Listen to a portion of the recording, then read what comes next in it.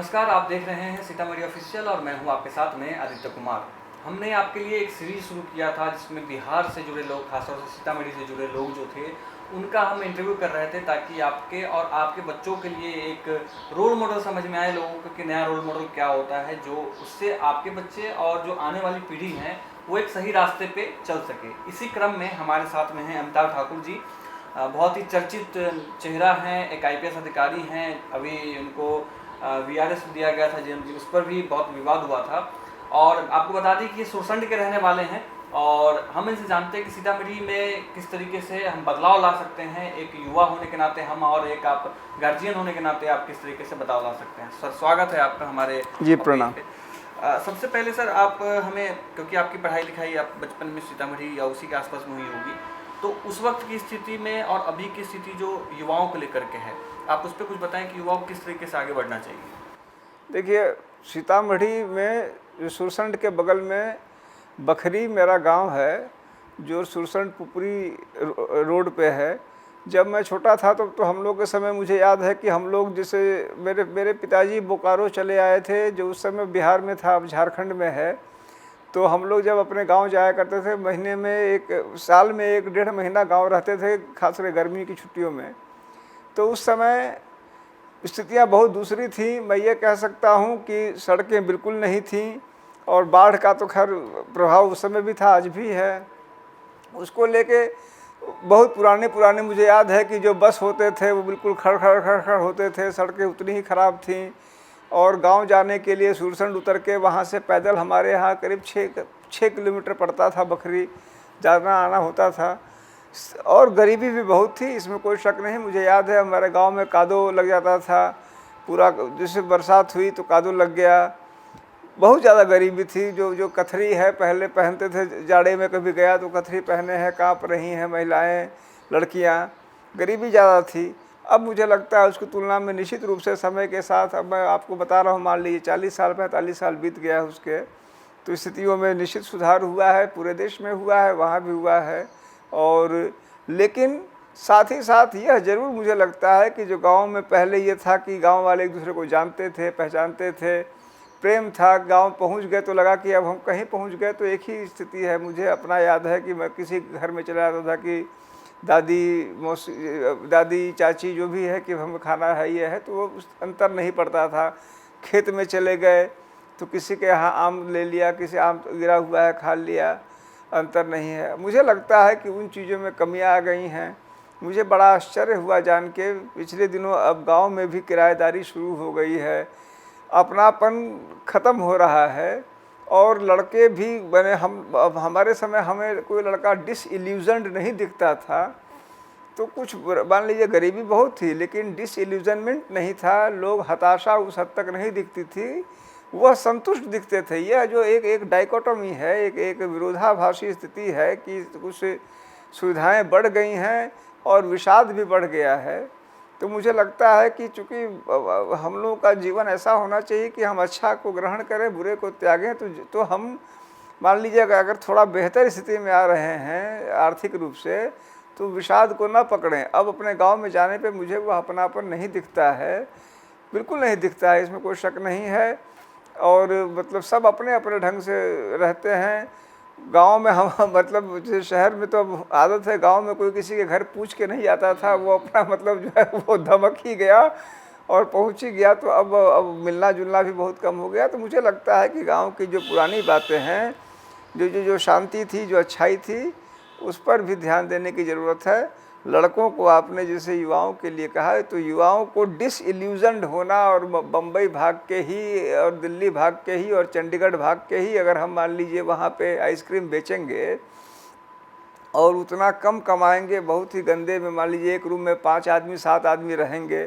कभी कभी मैं दिल्ली वगैरह जैसे जाता हूँ, बम्बई वगैरह, तो वहाँ पूछता हूँ, कोई अपने घर का मिल जाता है, मैथिली उसकी भाषा दिखती रहती है, अपने कहाँ के छी की बात है, कहाँ यहाँ कहाँ आईली, तब समझ में आता है कि एक रूम में 5 आदमी रह रहे हैं, वो 6 आदमी रह रहे हैं और बचा कुछ नहीं पाते हैं। वो कहते हैं कि 5,000 8,000 मिलता है, 4 महीना बीमार पड़ जाते हैं तो वह सब निकल जाता है, उसमें से कुछ मर जाते हैं।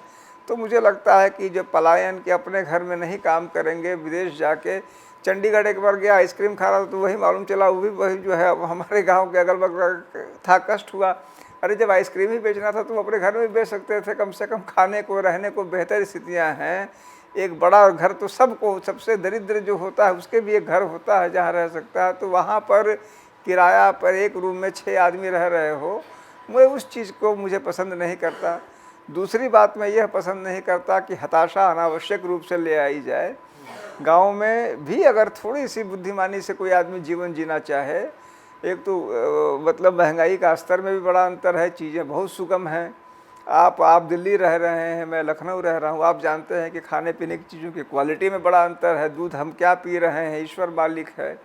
तो जो अच्छाइयाँ वहाँ की हैं, मैं जो बात आप कह रहे हैं, तो हर आदमी मान लीजिए टाटा बिरला नहीं बन रहा है, हर आदमी IAS IPS भी नहीं बन पा रहा है, हर आदमी मंत्री विधायक भी नहीं बन पा रहा है, औसत भी जी रहा है। उस आदमी को उन चीज़ों को स्वीकार करके बिना मतलब चंडीगढ़ में लैंप पोस्ट के नीचे आइसक्रीम बेचने की ही ललक हो, इससे बचें, वहीं सुख खोजें। हमारी धरती आप सभी जानते हैं कि सीतामढ़ी एक अद्भुत जगह है। हम कहीं कहते हैं हम लोग सीतामढ़ी भाई इतना बड़ा सौभाग्य है, जनकपुर के ठीक बगल में, मुझे याद आता है हम लोग जब जाते थे जनकपुर, कितना बड़ा सौभाग्य है कि हम लोग उस जगह के हैं जिसका ऐतिहासिक और इतना बड़ा महत्व है, पौराणिक महत्व है। उसको छोड़ के हम मुंबई में जाना चाह रहे हैं और वहाँ पर बिल्कुल ही ऐसी स्थिति में, और वहाँ पर फिर जो है वहाँ के राज ठाकरे कह रहे हैं कि इनको भगाओ, तो ये बिहारी हैं और तो हम यहाँ से भाग रहे हैं, वहाँ से भाग रहे हैं। तो मैं युवाओं को संदेश दूंगा, अनुरोध करूंगा, प्रार्थना करूंगा कि वहाँ पर जाके जो है इस तरह लतियाए जाने की जगह हम अपने यहाँ पे बेहतर, बहुत अपॉर्चुनिटीज़ हैं और बहुत शानदार जगह है सीतामढ़ी, इसमें कोई दो राय नहीं। एक बात है कि अभी आजकल जब हमारे जो जूनियर्स हैं, हमारे जो छोटे हैं, वो अपराध की तरफ बहुत ज़्यादा आकर्षित हो रहे हैं। इसका क्या कारण लगता है आपको कि वो अपराध की तरफ क्यों? क्या उनके सामने में जो आप जैसे लोग हैं, जो जिनको सामने आकर के एक रोल मॉडल की तरह बनना चाहिए, उनको दिखाया जाना चाहिए कि सिर्फ अपराधी या संतोष झा ही एक ऐसा आदमी नहीं है, या ब्राह्मणों का जो तबका है जो संतोष झा की तरफ, भूमिहार का या राजपूत का जो तबका जो संतोष झा की तरफ जा रहा है सिर्फ इसलिए क्योंकि वो जनेऊ पहनता है।